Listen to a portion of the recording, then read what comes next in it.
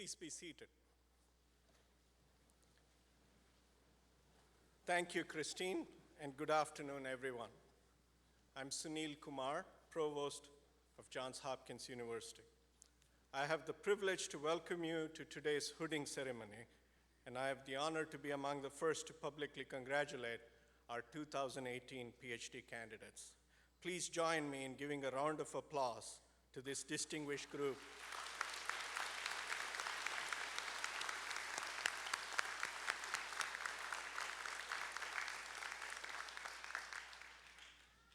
Now it is your turn, candidates. If you owe someone a debt of gratitude who is here this afternoon, whether it's a parent, a partner, a professor, or another special somebody, will you join me in a round of applause to thank them for helping you accomplish all that you have?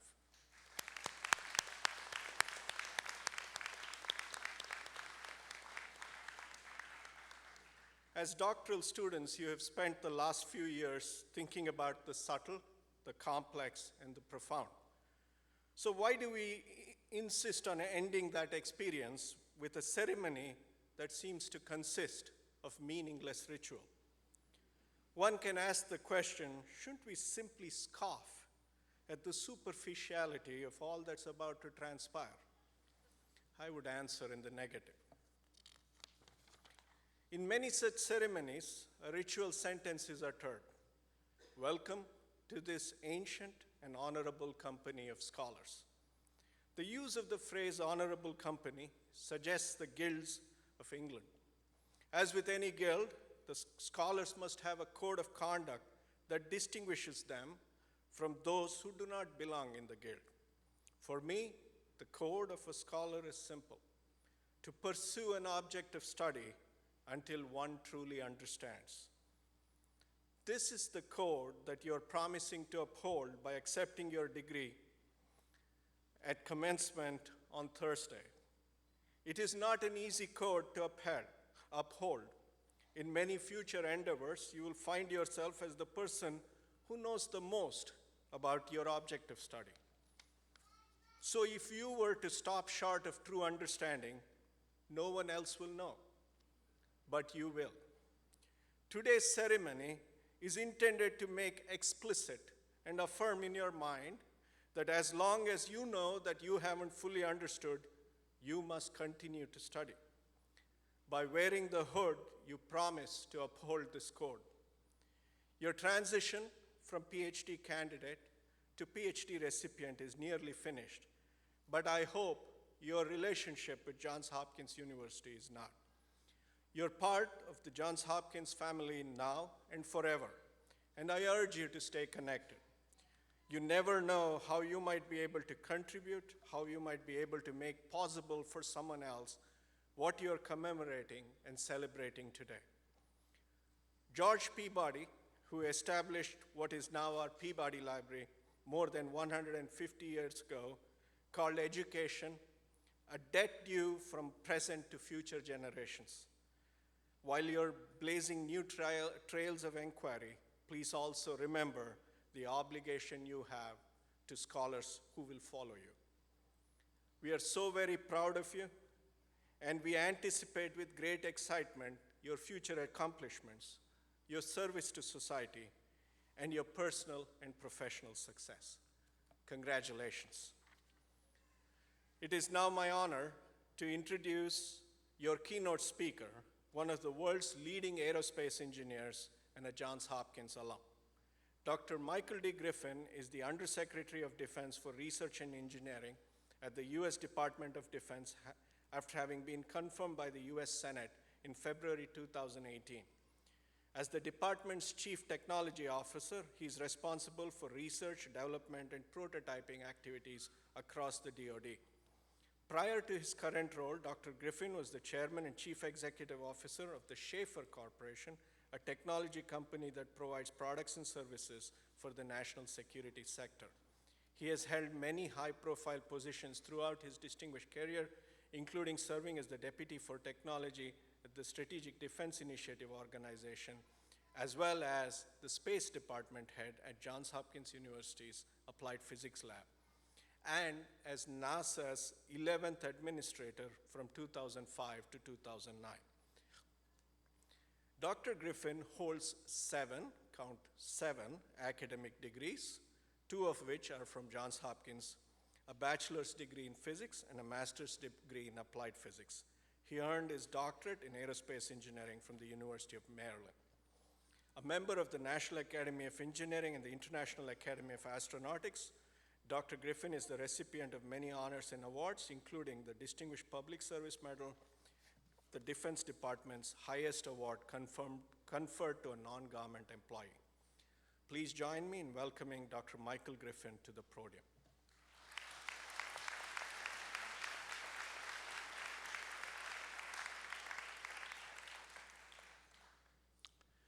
Thank you very much, Sunil, for inviting me here, and all of you for implicitly inviting me to be here.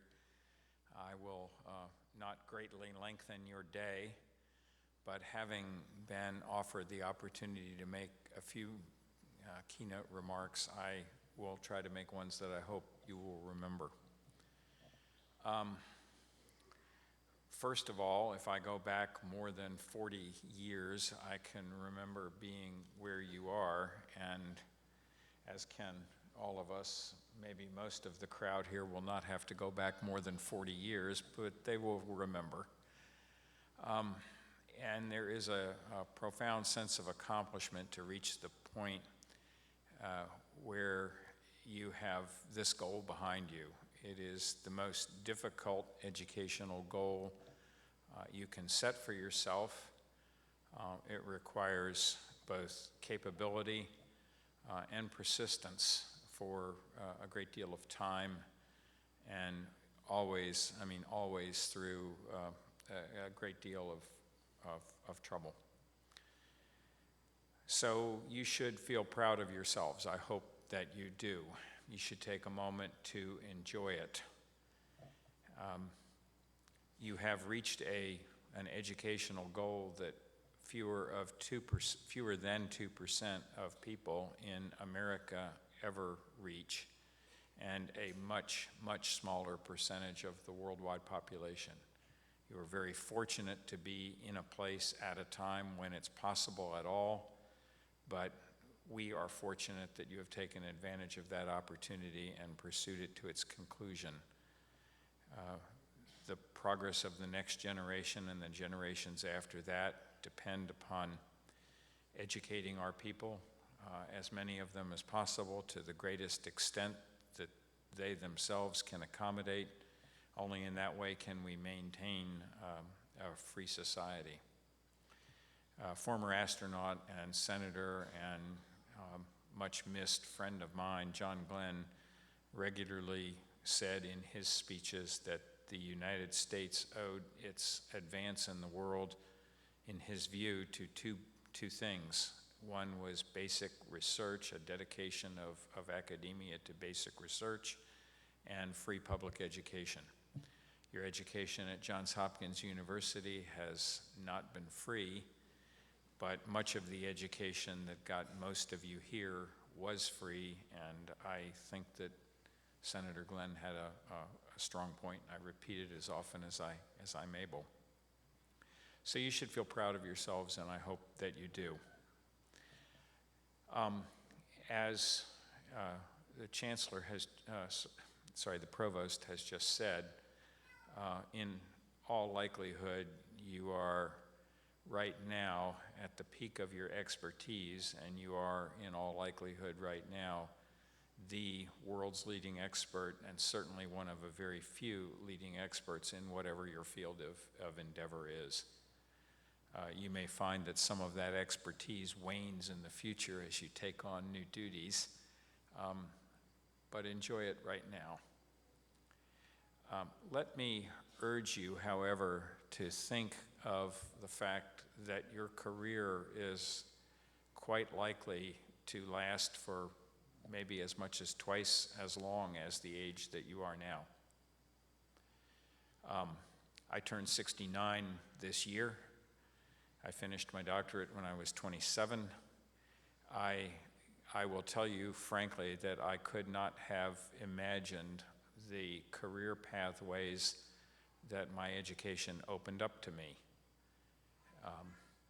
I did my thesis in computational fluid dynamics, solving some of the first time-dependent Navier-Stokes solutions in three-dimensional flow.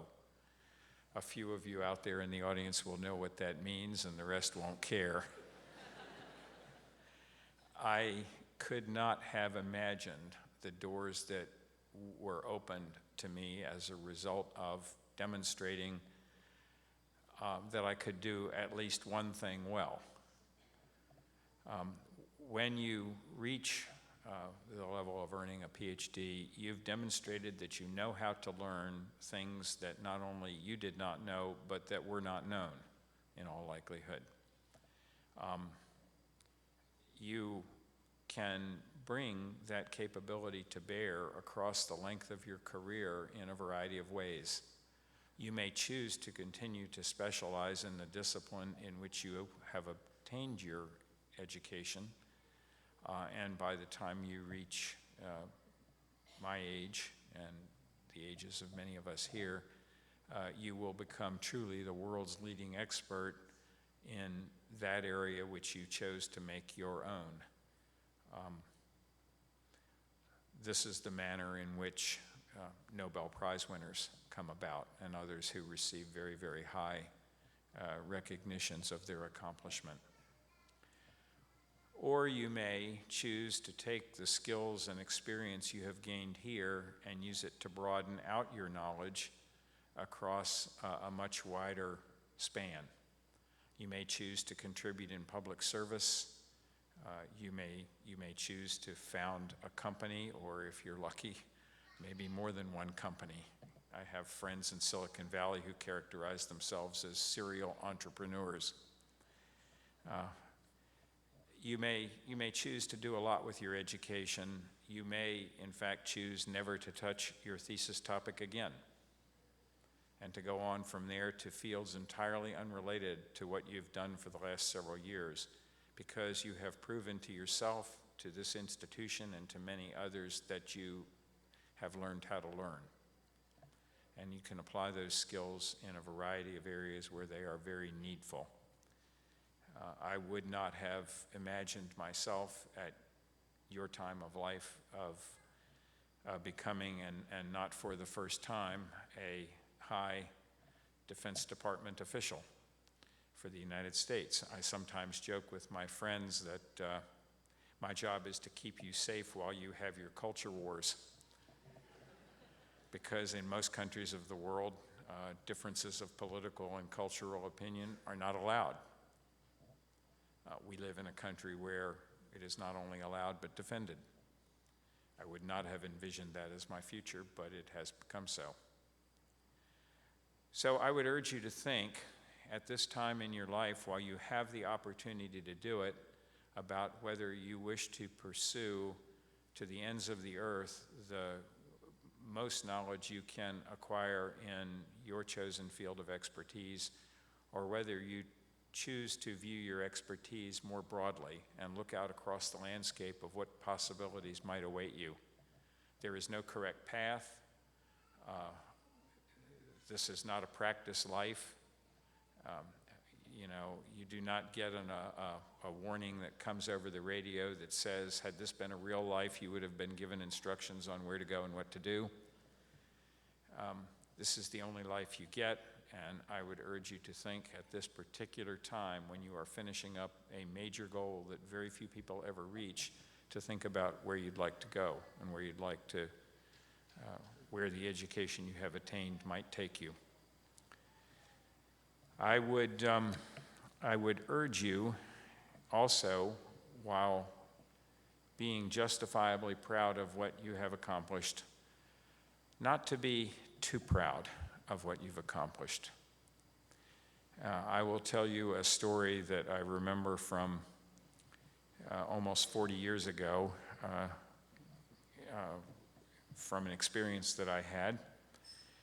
I was a fairly young PhD, if I recall correctly, still under 30, and was working for a boss whom I just idolized, and in fact, we are still friends.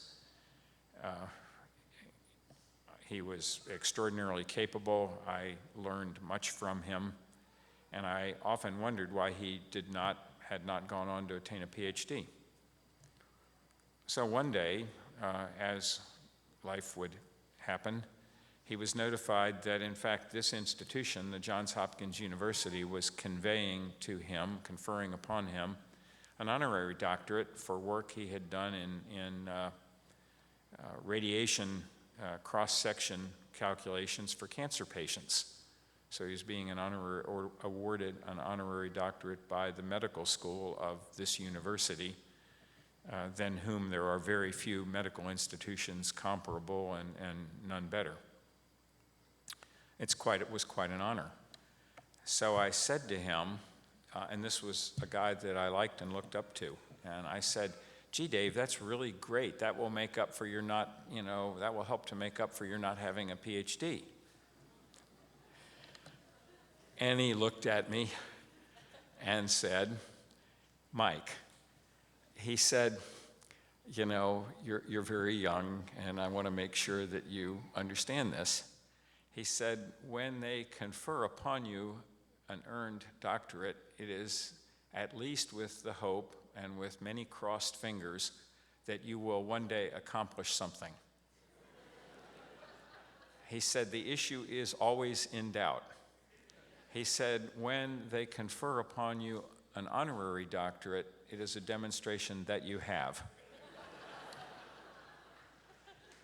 So for all of you, I hope that is the future that awaits you when you can have someone recognize of you that you have not only been poised to accomplish something, but in fact you have. So be proud of your accomplishment today, but keep it in proportion. Thank you very much.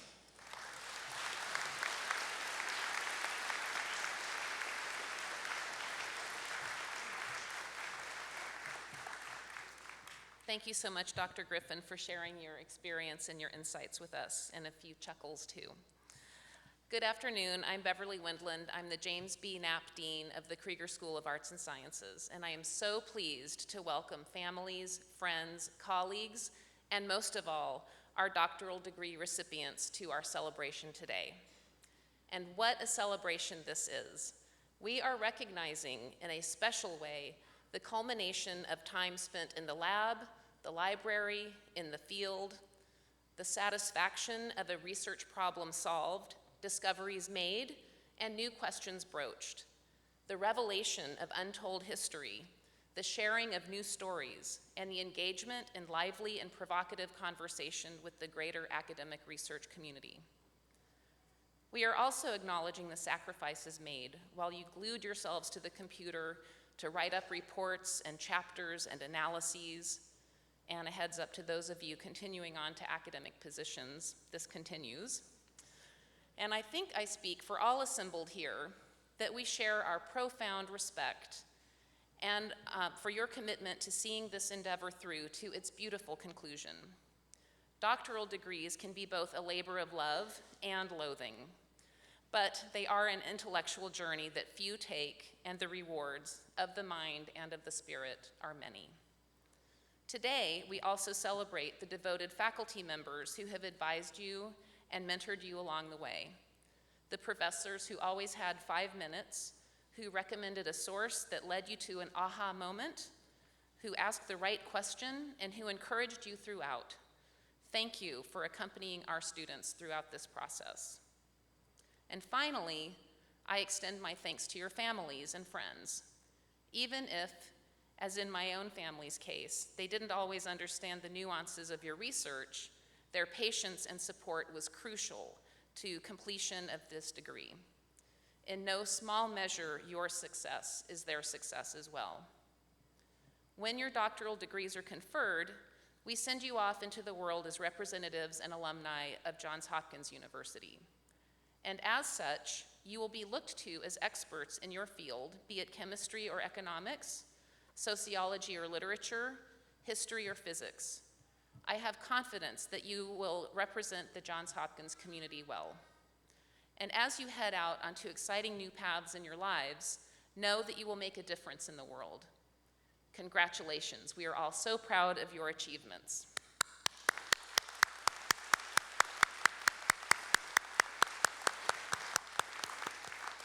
Okay, so before we begin, just a few quick logistics. The doctoral students from the Krieger School of Arts and Sciences will be called first, and Matthew Roller, our Vice Dean for Graduate Education, will read your names. As you come up to the stage, you will hand your card to the marshal and then walk to the center of the stage and hand your hood to your advisor, who will proceed to place the hood on you. From there, you will exit via the opposite stairs. Then Dean Ed Schlesinger will call to order the doctoral students from the Whiting School of Engineering. And so now, without further ado, let's proceed with the hooding.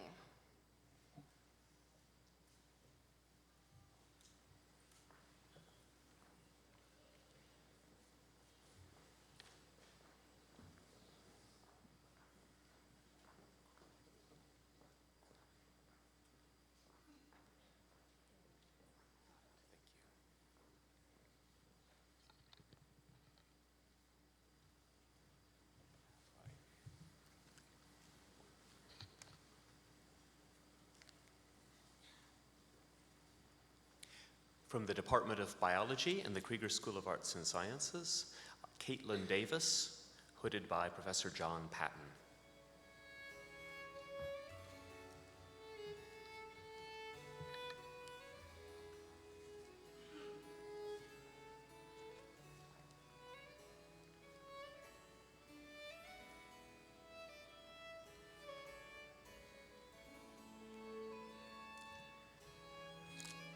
Kyle Hoban, hooded by Beverly Wendland.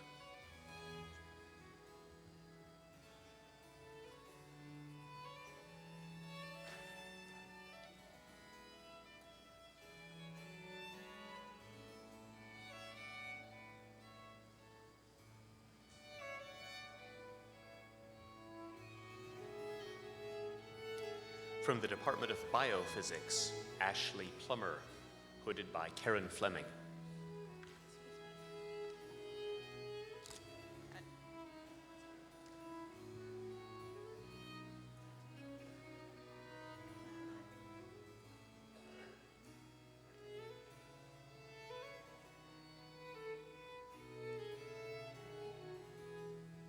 From the Department of Chemistry, Herdeline Ardonia, hooded by John Tover.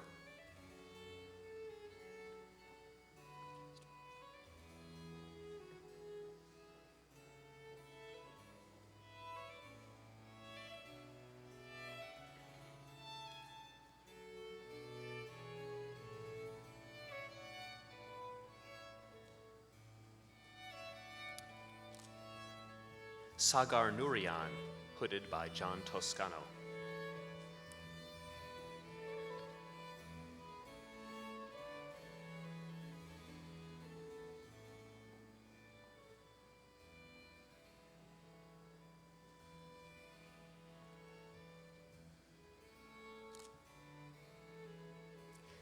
Samuel Henniger, hooded by Philip Cole.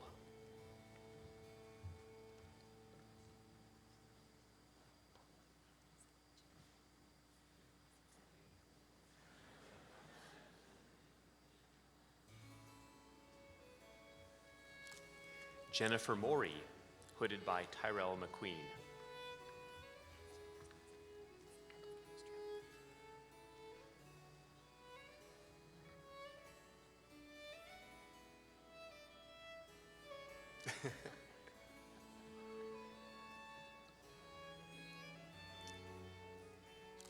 John Paulo Zaragoza, hooded by David Goldberg.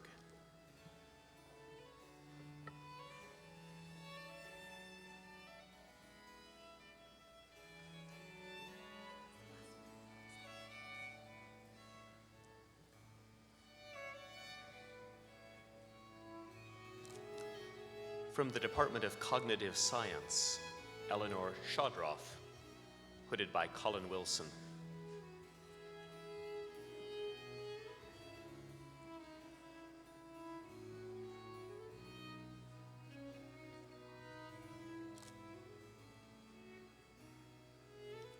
From the Department of Earth and Planetary Sciences, Fang Wang, hooded by Kevin Lewis, advised by Dmitry Severinsky.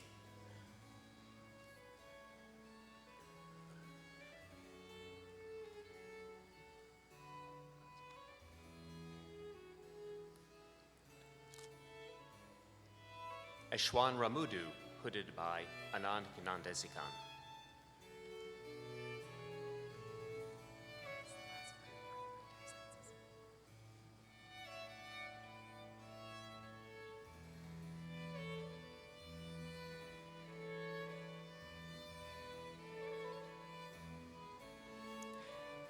And Kirby Runyon, also hooded by Anand Gnandezikan.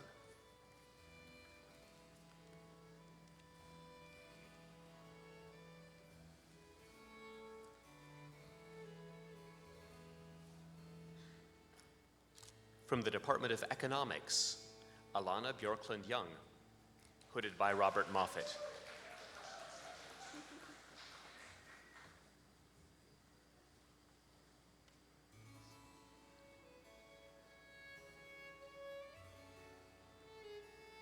Soini Mahapatra, hooded by Robert Moffat.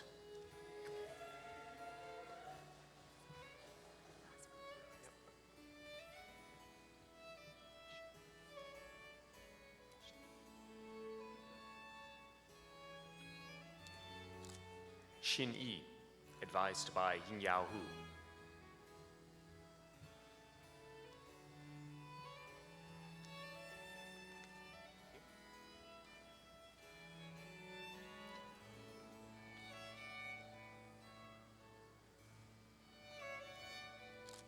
From the Department of English, Jenny Han, hooded by Douglas Mao.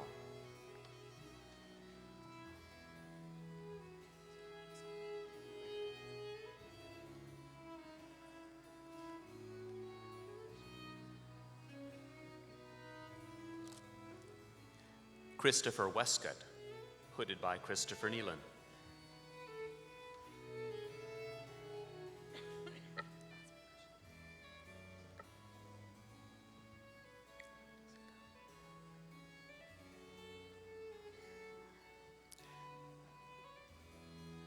Amanda Zeka, hooded by Christopher Nealon.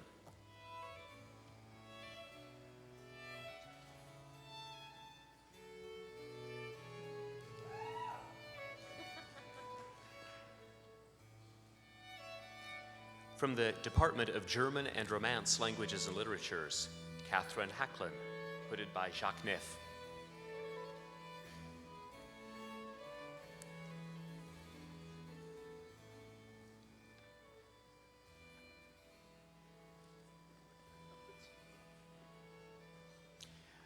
Jenna Whitaker, hooded by Jacques Neff.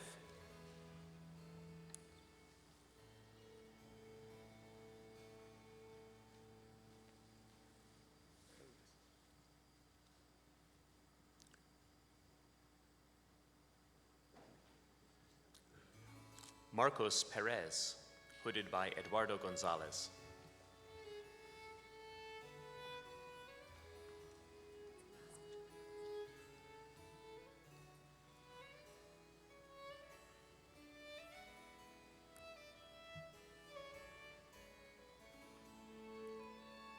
Maria Ruhlman, hooded by Bill Egginton.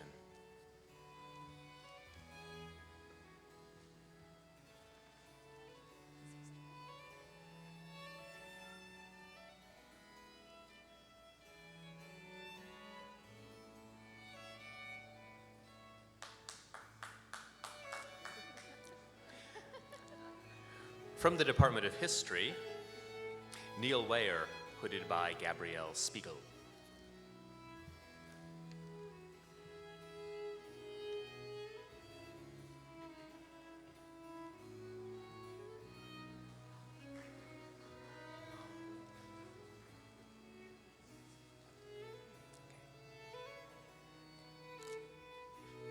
From the Department of Mathematics, Christopher Kaufman, hooded by Hans Lindblad.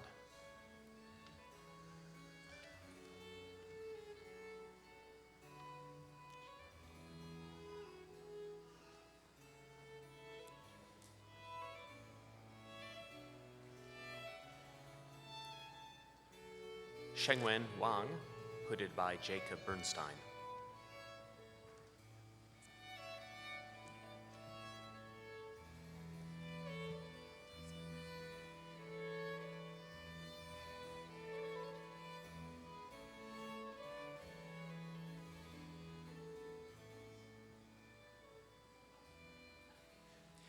Emmett Wyman, hooded by Jacob Bernstein, advised by Christopher Sogg.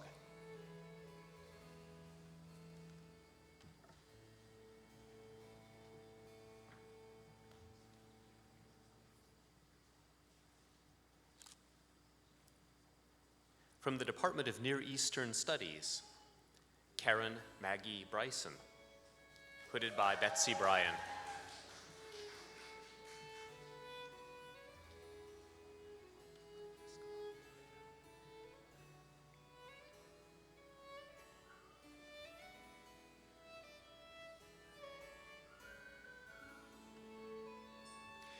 Marina Escolano Poveda, hooded by Betsy Bryan, advised by Richard Jasnow.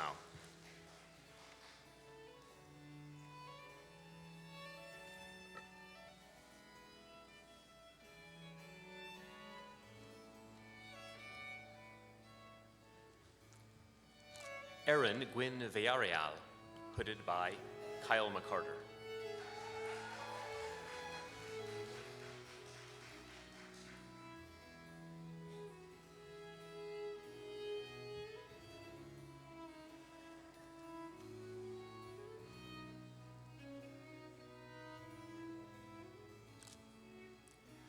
William Reed, hooded by Ted Lewis.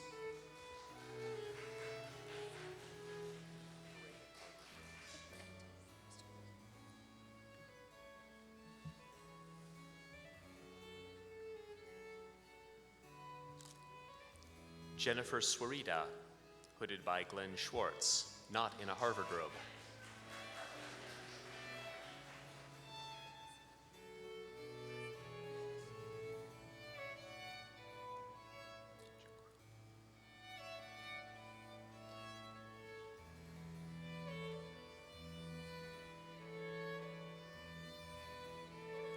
From the Department of Philosophy, Genjo Gurao, hooded by Robert Reinashevitz.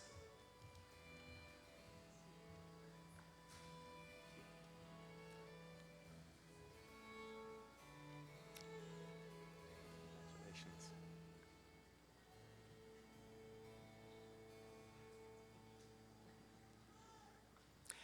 Adam Reed, hooded by Hilary Bach.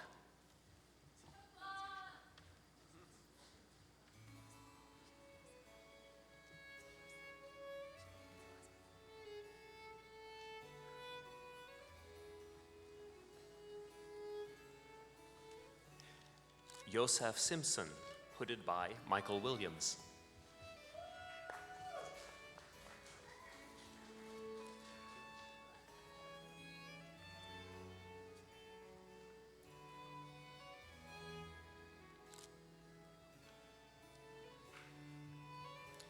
From the Department of Physics and Astronomy, Lei Feng, hooded by Morris Swartz.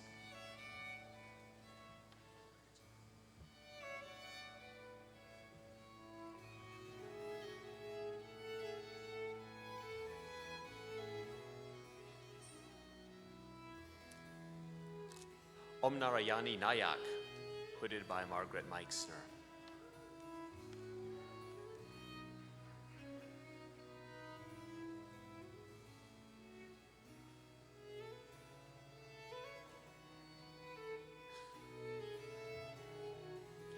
Keith Redwine, hooded by Stephen McCandless.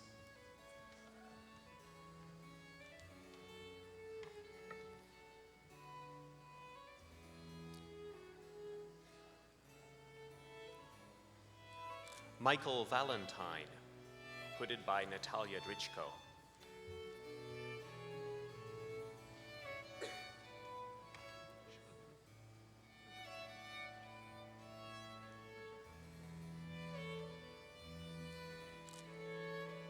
Sean Wu, hooded by Colin Broholm.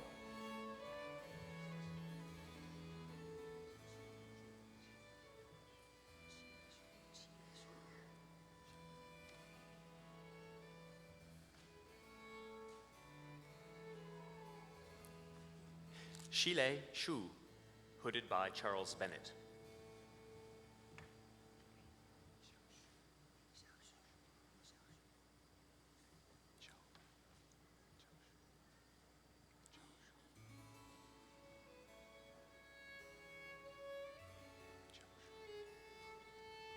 Bin Xiao Shu, hooded by Mark Postman.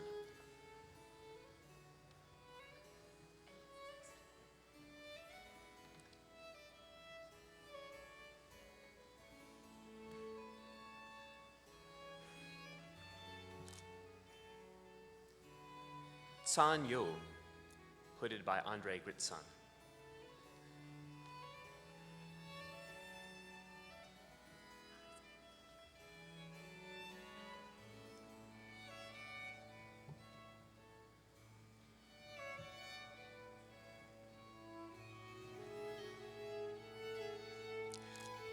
From the Department of Political Science, Covey Abraham, hooded by Renee Marlin Bennett.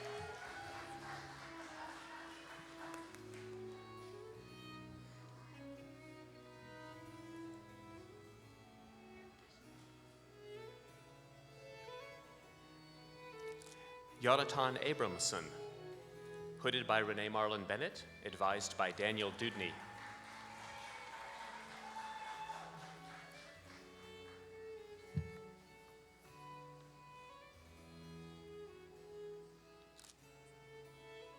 Lauren Foley, hooded by Adam Scheingate.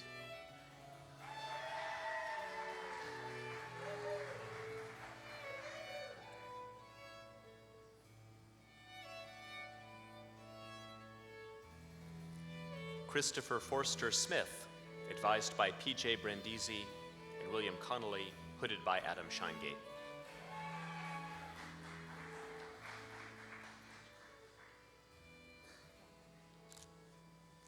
Patrick Giamario, advised by Samuel Chambers and Bill Connolly, hooded by Adam Scheingate.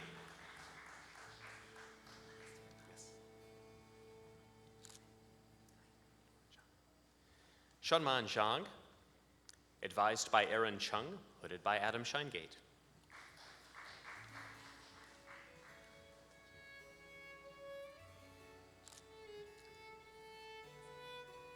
From the Department of Psychological and Brain Sciences, Ninad Kotari, advised by Cynthia Moss.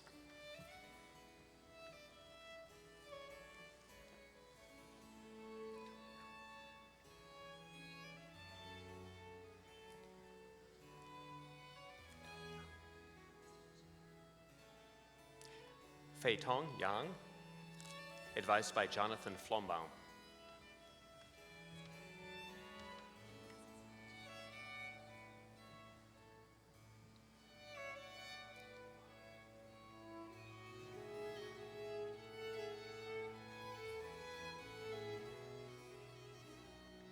From the Department of Sociology, Linli Wang, advised by Joel Andreas.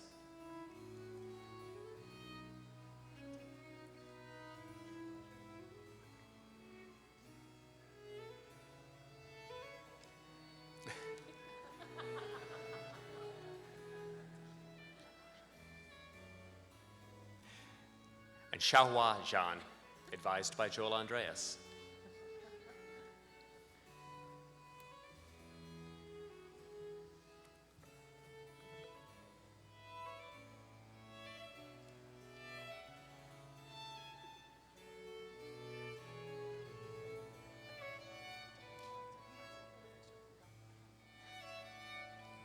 And Dean Wendland, that's all we've got.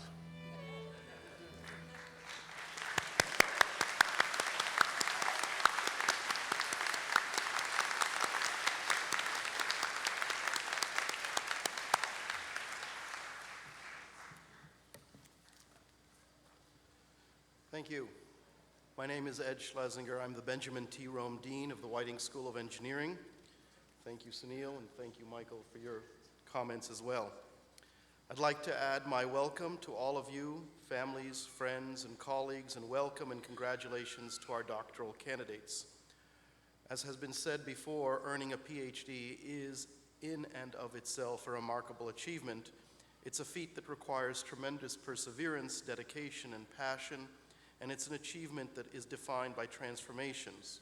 The transformation from student to scholar, from studying and learning to creating knowledge, of transforming theory into practice in order to advance our understanding of the world. And while the act of earning a doctoral degree requires incredible self-discipline, independence, and self-reliance, it also requires a close partnership between student and mentor.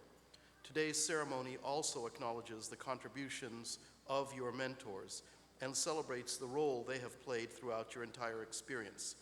They guided, but never carried you. They encouraged you and celebrated your achievements while also teaching you resolve, tenacity, and the ability to defend your discoveries. This is a relationship that will continue after you graduate and will likely help shape your career, no matter what road you choose to take, and will have meaning throughout your professional life. And I know that they share my deep pride in your achievements. Finally, I also want to recognize all of your families, friends, and peers, many of whom are here today, who made it their priority to encourage and inspire you. Before we continue the hooding, I want to remind you that once the formal ceremony has ended, Susan Basley, Associate Vice President, Development and Alumni Engagement of the Johns Hopkins University Alumni Association, will also give a brief greeting. Edward Shinerman, the Whiting School's Vice Dean for Graduate Education, will read the names of the School of Engineering candidates.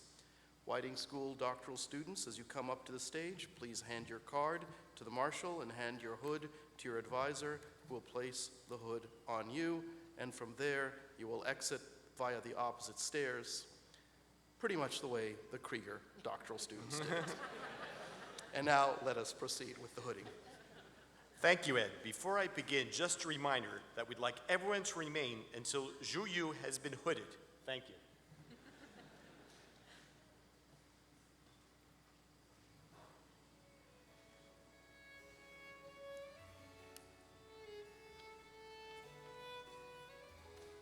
From the Department of Applied Mathematics and Statistics, Kamel Lahoul, hooded by Laurent Yunis.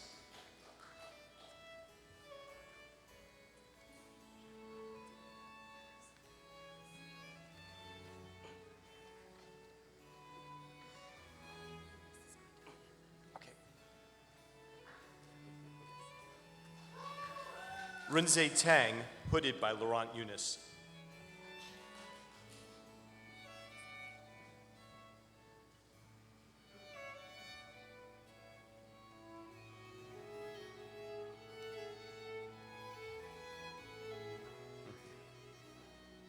And Shangxi Wang, also hooded by Laurent Yunis.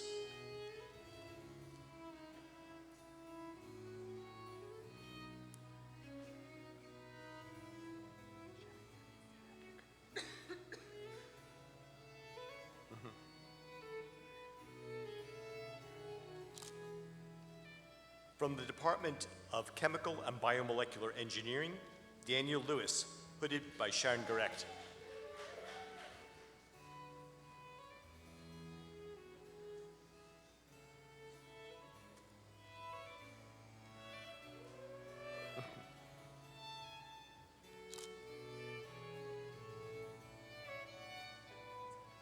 Michael Manzo, hooded by Chao Wang.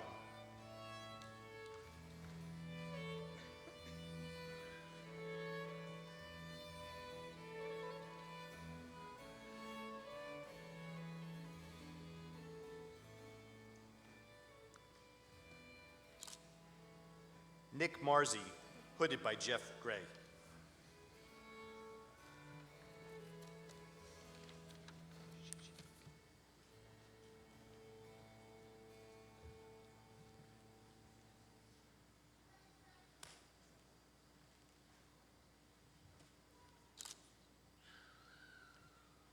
Nicholas Marvogiannis, hooded by Zach Gannon.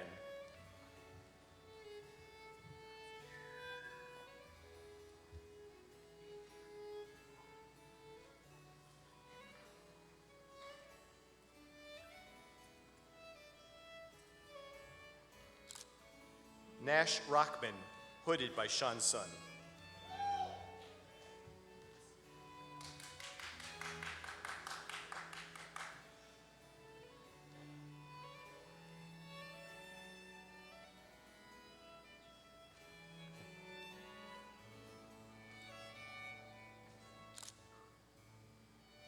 From the Department of Civil Engineering, Guanbao Bian, hooded by Benjamin Schaefer.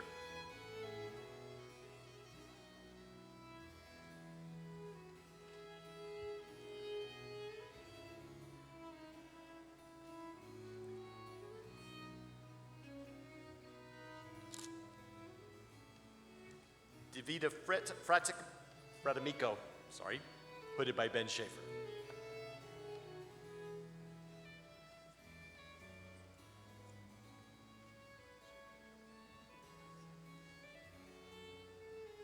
Abdullah Mahmoud, hooded by Ben Schaefer.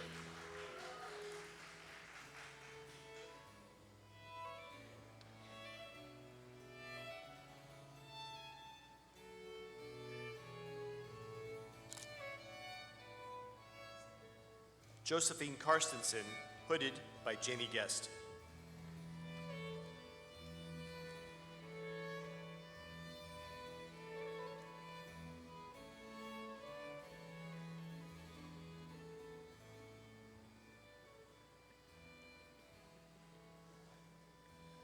Serentip Ko, hooded by Professor Jamie Guest.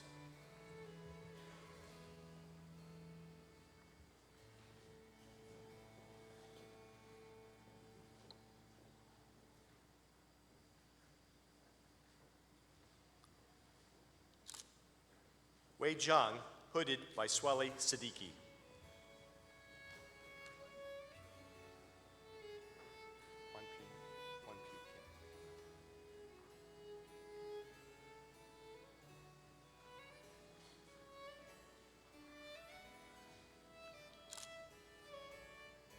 Wanpu Kim, hooded by Michael Shields.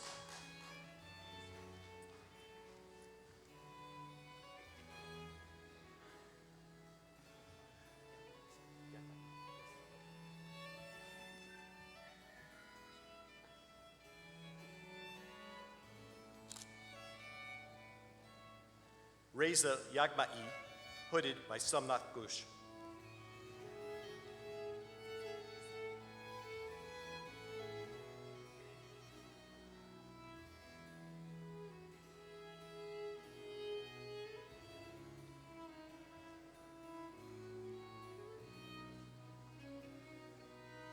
Jiaji Zhang, hooded by Somnath Ghosh.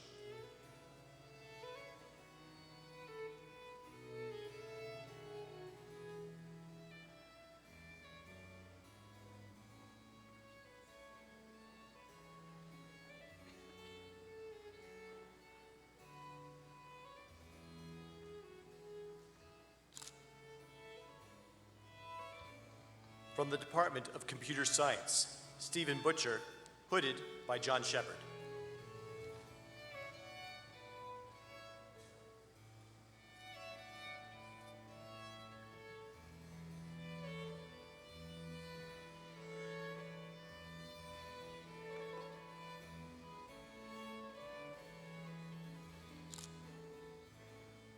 Zihan Chen, hooded by Peter Kazantzidis.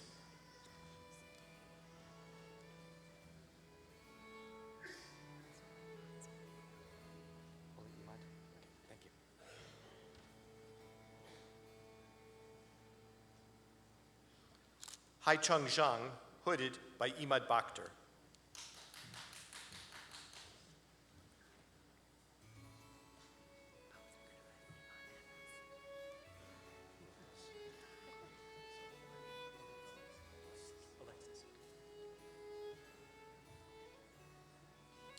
Alexis Cheng, hooded by Iman Bakhtar and Russell Taylor.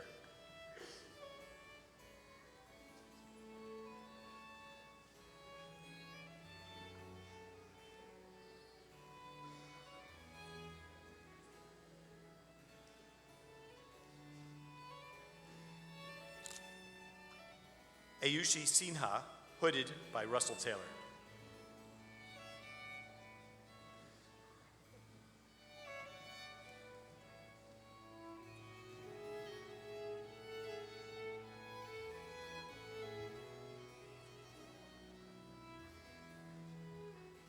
Francis Ferraro, hooded by Benjamin Van Der Mee.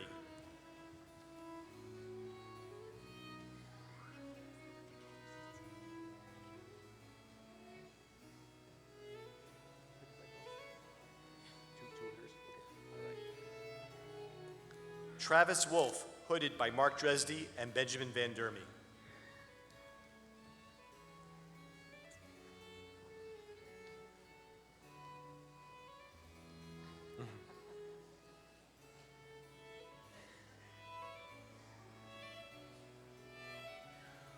Nanyun Peng, hooded by Mark Dresdy.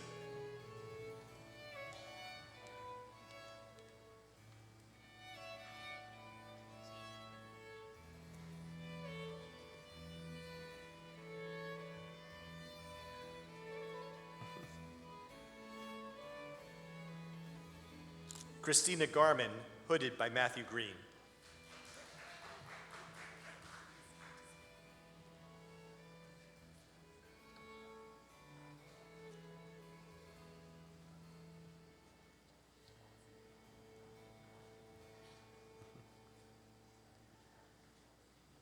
Ian Myers, hooded by Matthew Green.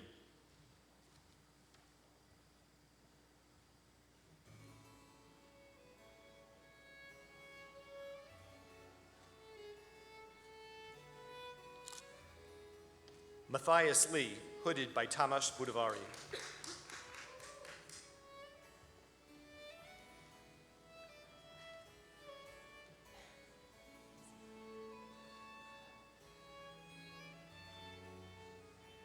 Chi Lee, hooded by Greg Hager.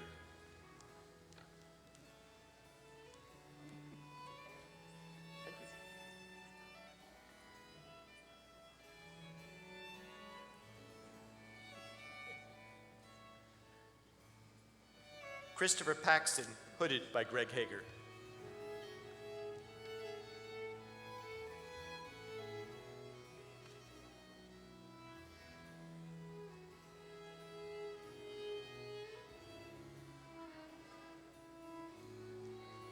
Panchapake son, Shaimas Shankar, hooded by Yanif Ahmad.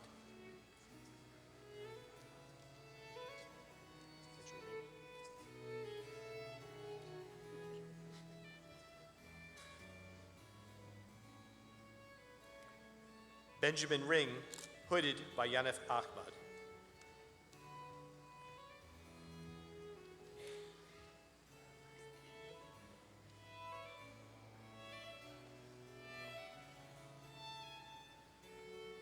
Andong Zhang, hooded by Yir Amir.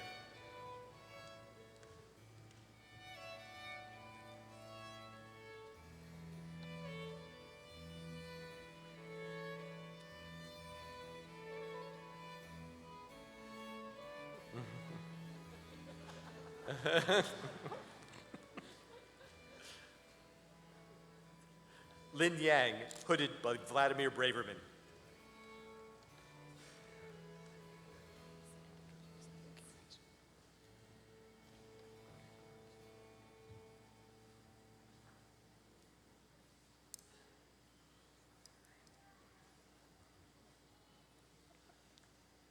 Kenneth Rowe, hooded by Scott Smith.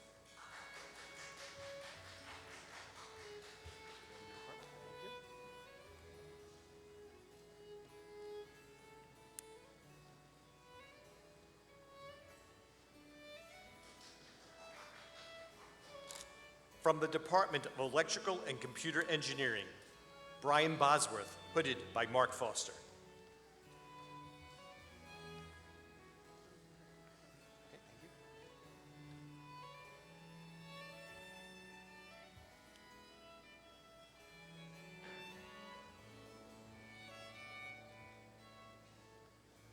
Brian Grubel, hooded by Bryn Cooper and Amy Foster.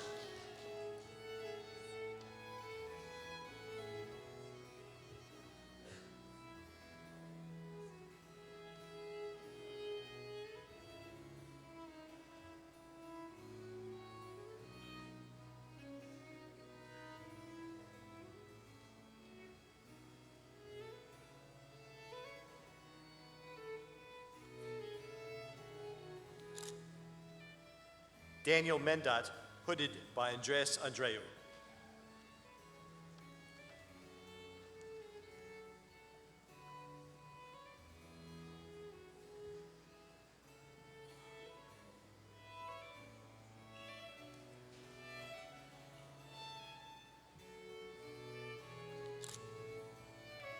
Evan Schwab, hooded by Renee Vidal.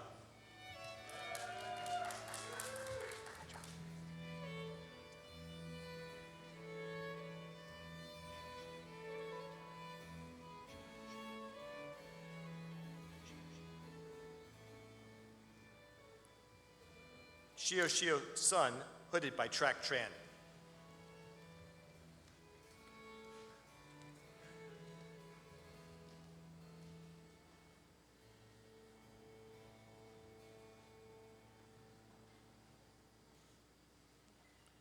Tao Zhang, hooded by Track Tran.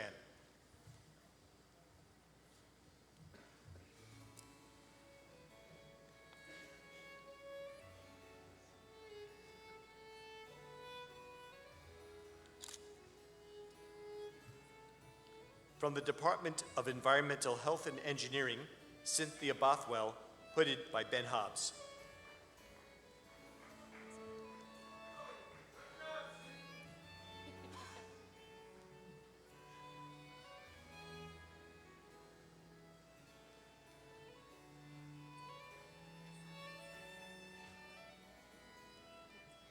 Robin Heidowitz, hooded by Ben Hobbs.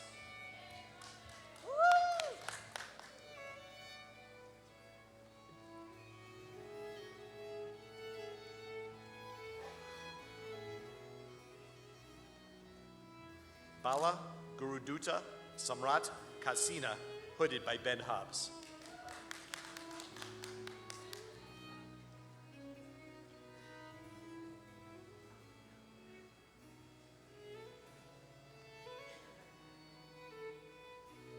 Israel Melendez, hooded by Ben Hobbs.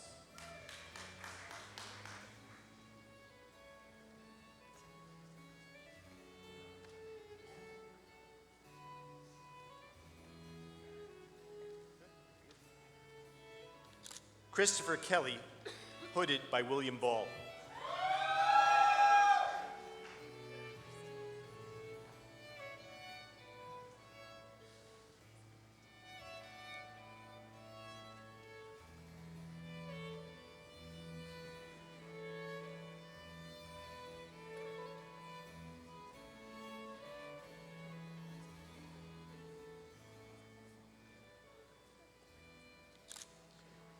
Stephanie Lau, hooded by Lynn Roberts.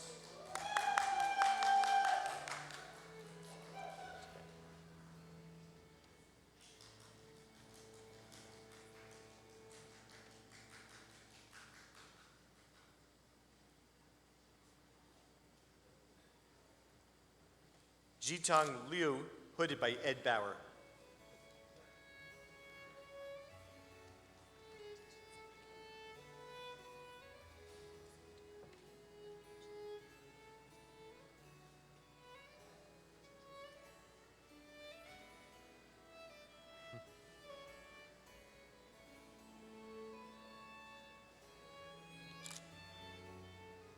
From the Department of Materials Science and Engineering, Michael Brutbacher, hooded by Jim Spicer.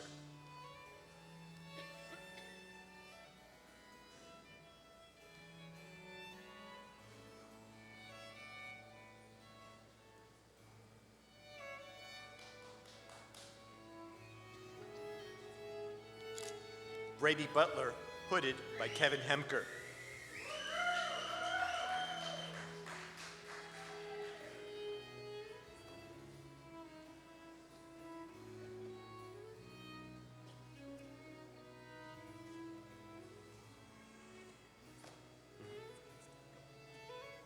Jennifer Daly, hooded by Howard Katz.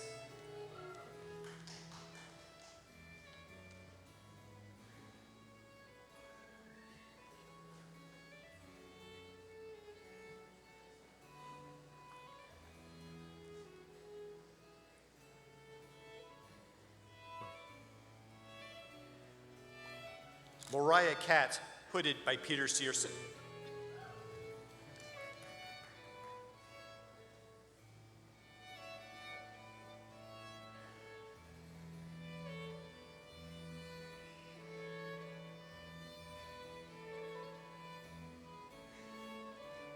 Louisa Russell, hooded by Peter Searson.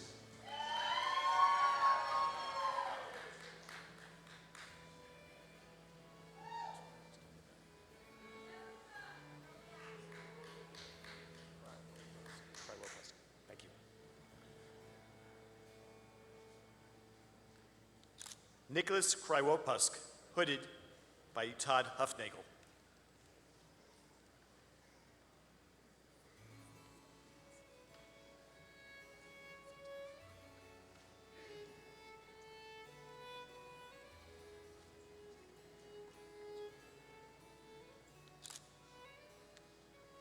Shumayu Majumdar, hooded by Jennifer Alisiev.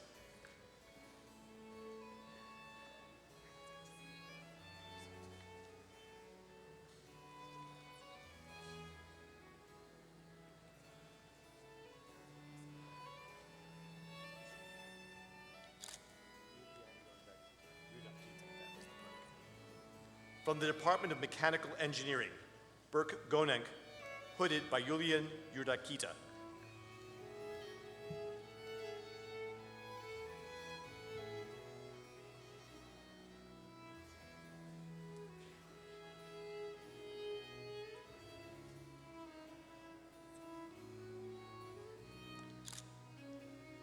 Perry Johnson, hooded by Charles Meneveau.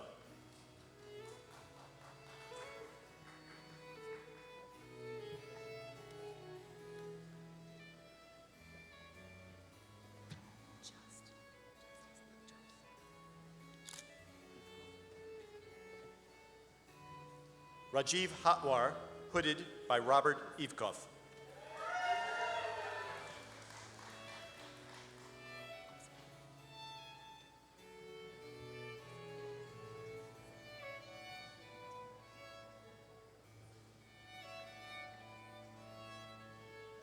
Sri Kamal Kandala, hooded by Robert Ivkov.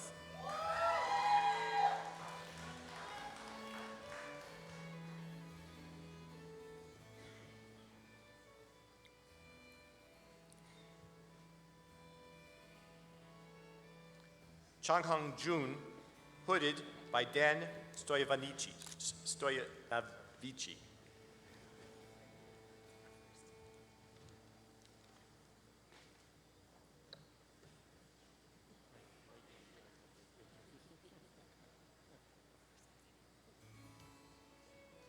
Cheng Li, hooded by Joseph Katz.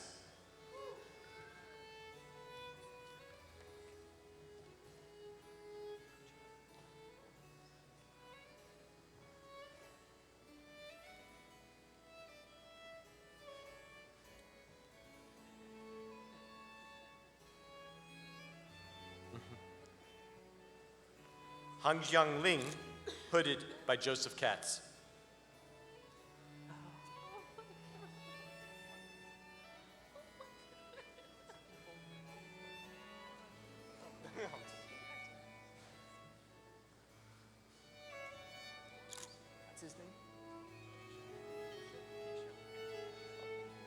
Kesham with his father, Kaushik Sampath, hooded by Joseph Katz.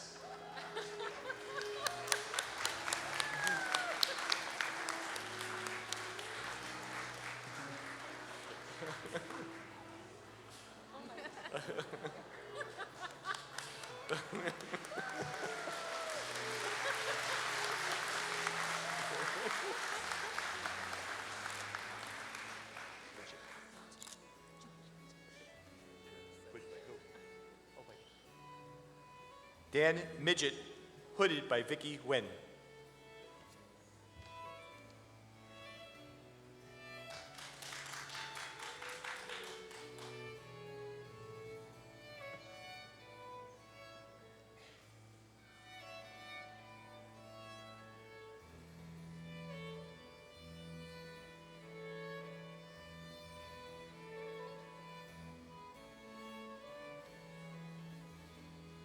Yeyun Wang, hooded by Gretar Tryggvason.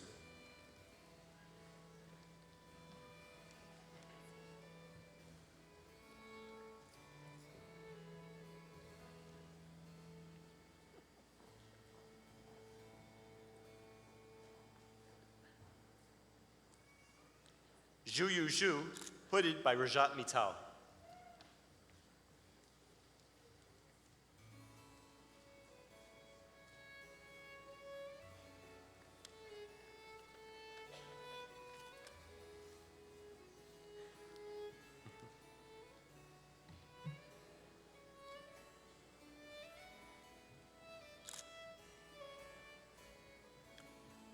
And please join me in congratulating all of our doctoral candidates.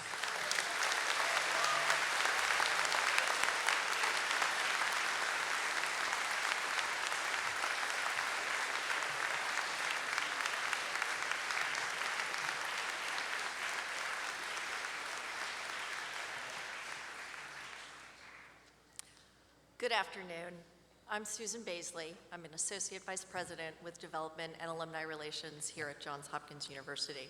I'm also a very proud graduate of the Krieger School of Arts and Sciences. I've been asked to step in for Allison Hanley, who's the first Vice President of the Johns Hopkins University Alumni Association and Johns Hopkins University trustee, as she is unable to be with us this afternoon. But it's my privilege to be here to congratulate you on your accomplishments and on the journey that brought you to this day. I also welcome you to the next phase, your membership in the Johns Hopkins alumni family, which now numbers more than 215,000 members worldwide. You're being hooded by the first research university in the Americas. It was on June 13th, 1878, just 2 years after opening its doors, the Johns Hopkins University awarded its very first PhDs to Henry Carter Adams in political economy, Thomas Craig in mathematics, Josiah Royce in philosophy, and to Ernest Seiler in Greek. They received their degrees after surviving written and oral examinations, demonstrating their proficiency in a principal and subsidiary subject, submitting a research-based thesis, demonstrating a reading knowledge of Latin, French, and German, and having an acquaintance with the methods of modern scientific research. So your path may have been a little bit different, but your pedigree is clear. You stand with many great women and men who came before you, many of whom went on to populate other great universities. Your Alumni Association is here to help you in your ongoing journey. Your degree from Johns Hopkins opens the door to a wide network of engaged alumni and friends who will help you broaden and sustain the relationships that you've developed not only here at Homewood, but across the university. I've been honored to serve the university both as a volunteer and now as a member of the administration, and it's really been a tremendous experience and an important part of my life. I hope you will join me and the thousands of other alumni who use Johns Hopkins opportunities to enrich our lives, both personally and professionally. All of us are here for you. Again, I offer my congratulations to each and every one of you, and I wish you the very best of success. I hope this will be the first of many opportunities where our paths crossed. And as you go out and celebrate, remember that you are forever Hopkins.